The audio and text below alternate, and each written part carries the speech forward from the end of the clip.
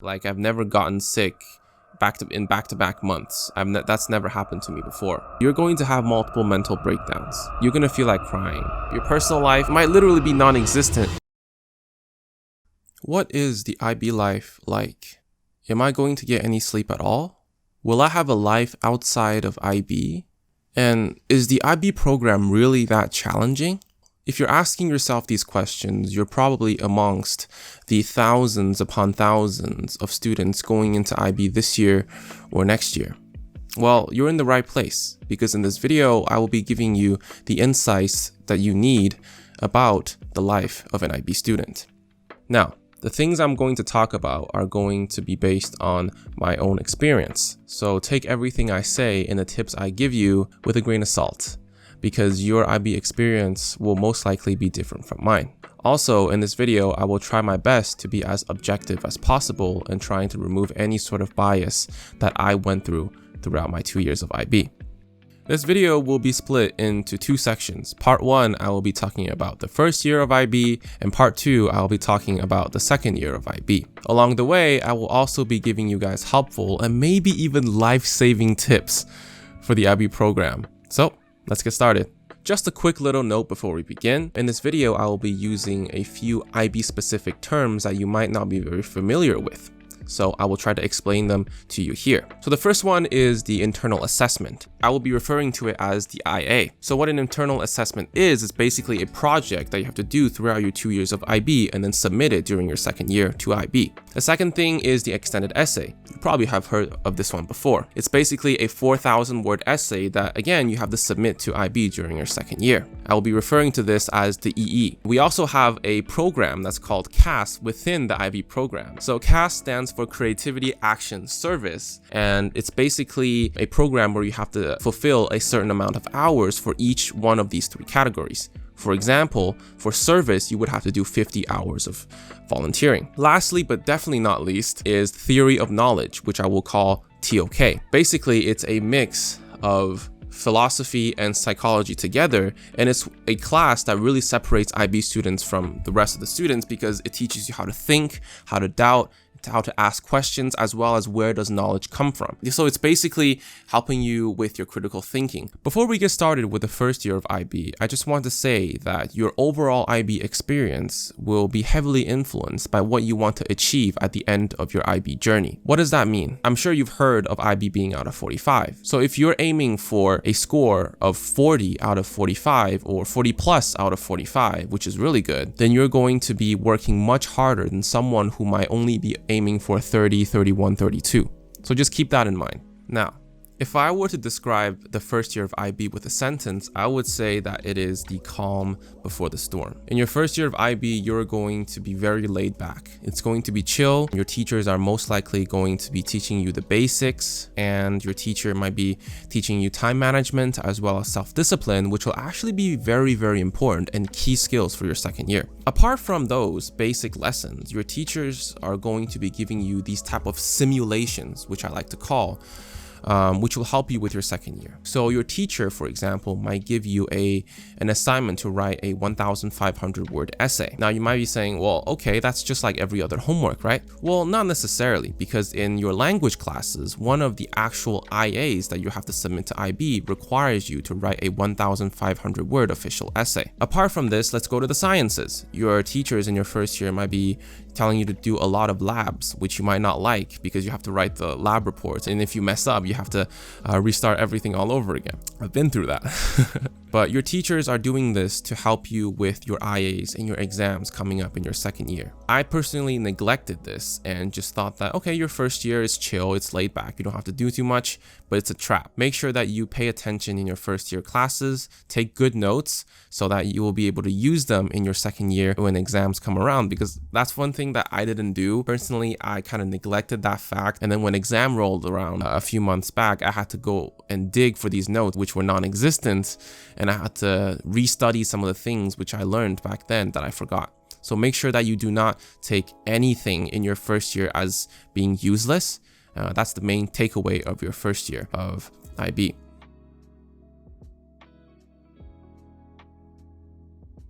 I think the first year of IB definitely has some calm before the storm vibes. There's still lots of work to be done, right? You get introduced to all of the expectations that come with IB, your papers, your internal assessments, etc. And CAS, okay? The memoir is the big thing, or I guess the extended essay. But despite all of that, it sets you up for the horrors of the second year, which is to come. It still feels like, you've got plenty of time to do things. You are more free, and it's a much nicer year than the second year of IB, definitely. Now, let's talk about homework. Everybody loves homework, right? Anyways, in your first year, you're not going to get much homework. Some, of course, you're going to get some homework, but overall, it's going to be rather laid back. Your teachers aren't going to be too harsh on you. They're going to give you minimal work. Now, here's a pattern that I've realized that I found in my first year of IB that really helped me to plan ahead and to help me manage my time. I've found that more often than not, the workload in IB actually comes in waves. Now, this could be just because of my teachers or my school, but try to look for that in your own school. Say I will get 2 weeks of work, like every day or every other day, but then the week or 2 weeks after that, I would barely get anything, so I can just go and enjoy life. So it kind of helps you manage your time as well a little bit. Maybe they do it deliberately to get you to work for some period of time and then you get to take a break. But during those breaks, you can take an advance in your classes and learn some things, but that's up to you. But I think it's good to know. Since your first year of IB is rather chill and easy, you have a lot of time that you can spend on preparing for your second year of IB, which will be much harder. So here are a few tips that I would give new IB students or students in their first year going into their second year in preparation for what is to come. So the first thing is completing most of your CAS hours. Try to complete as much as possible or completely finish it, because in your second year, you're not going to have much time to do extracurricular stuff. Unless that extracurricular stuff, let's say it's exercises, then maybe.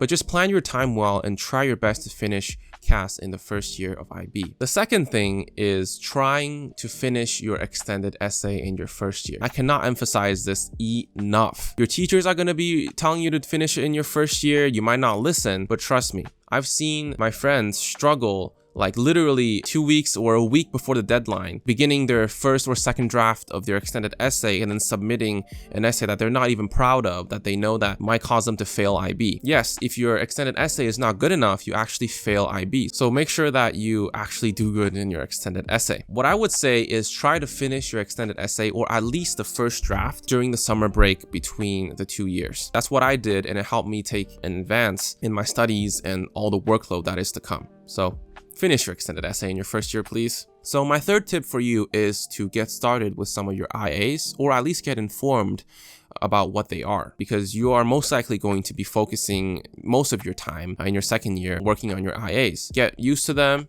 Maybe start some of them. It'll be very helpful. Now, the fourth tip that I have for you is to look into the exam formats. Maybe even start practice exams during your first year in preparation of your second year. I only started doing practice exams around a month before my IB exams, so I kind of regret that. So if I could go back, I would definitely start practice exams a little bit earlier, maybe even in the first year. So get familiar with the practice exams, the formatting, the time intervals, and all that stuff in preparation for your exam session coming up in your second year.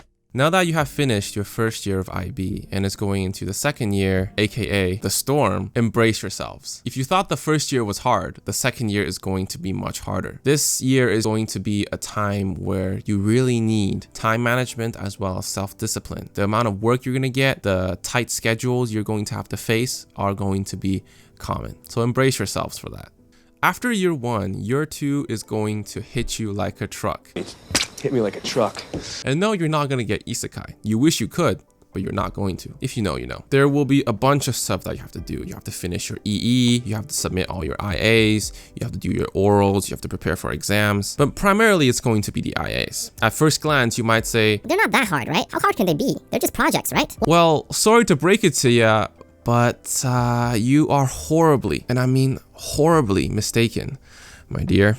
all of your teachers will be telling you to start your IAs at almost the exact same time. It is as if they are conspiring for your downfall, quite literally. To make matters even worse, your teachers are not going to give you much time to work on your IAs because they themselves also need time to correct your IAs before submitting them to IB. So that's like double the damage. Now, since I talked about the IAs being the primary focus of year 2, they kind of replace the homeworks that you're going to get. So you're not going to get much assignments from your teachers. They're most likely going to just be helping you and supporting you with your IAs, your orals, your essays, or your lab reports that you have to turn into IB. So not much homework. So just a quick little side note. In your second year, try to focus on IB stuff more than the assignments that your teacher are giving you, because at the end of the day, you are going to be submitting those IB works such as your IAs, your extended essay, your orals to IB to get your final grade. So prioritize your IB stuff before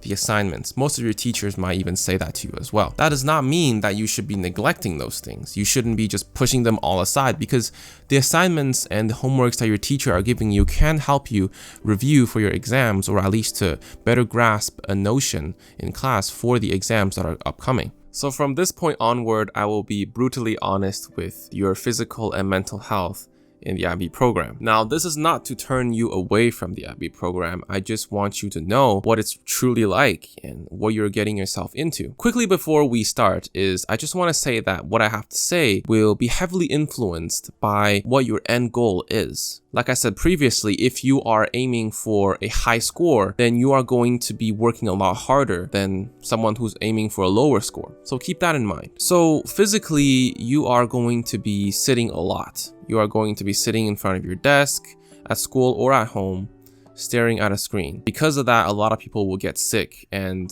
just a quick little anecdote. Personally, I got sick a lot more in that, my second year of IB. Like, I've never gotten sick back-to-back months. That's never happened to me before. Of course, that's just me. Maybe that was allergies, but I don't know. Again, that is not to say that you will be putting your body on the line for IB, but I was really working hard to make sure that I achieve a high score. So that's why I kind of fell ill a few times. But then again, if you're not taking IB that seriously, it's probably not going to happen to you. When it comes to sleep, you would rarely get 8 hours of sleep, really. Usually it'd be about 6 to 7 hours for me. And during exam season, like this year's exam was horrible, especially if you look at the schedule. The second week of the May 2023 exam was packed. All 5 days with at least 2 exams in each day, and sometimes it would be like really important exams back to back. During my exam season, I was getting around 5 to 6 hours of sleep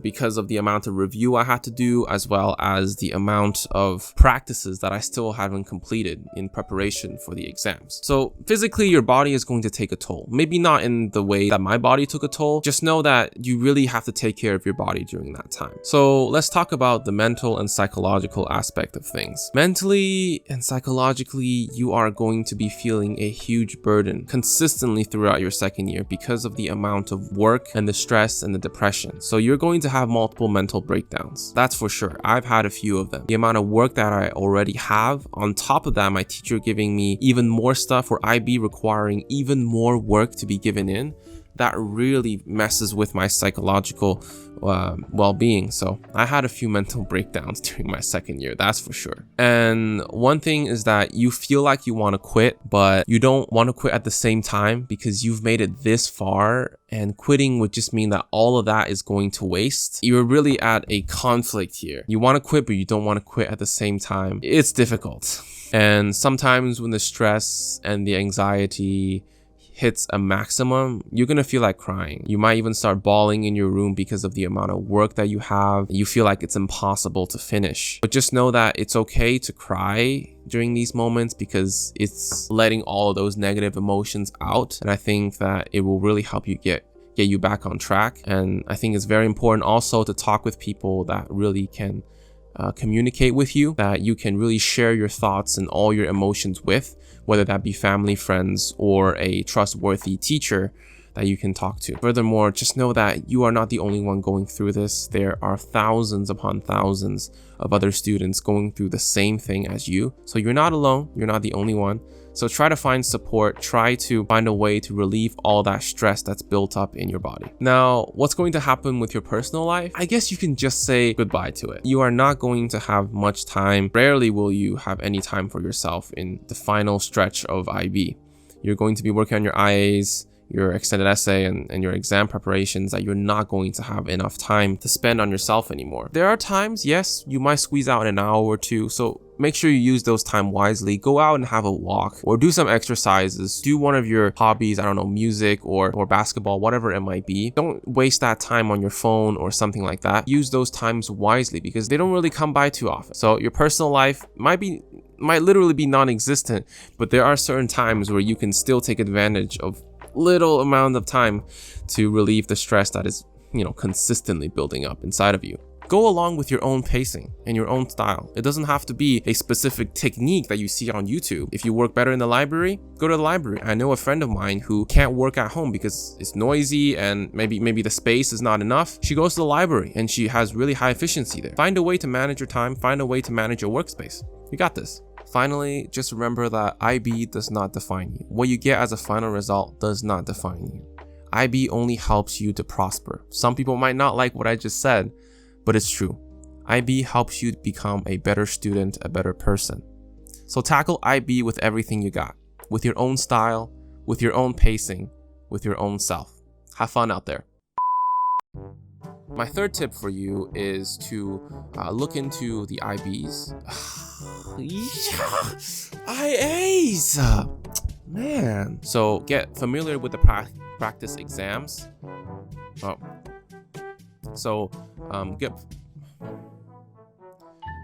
Get familiar with the practices.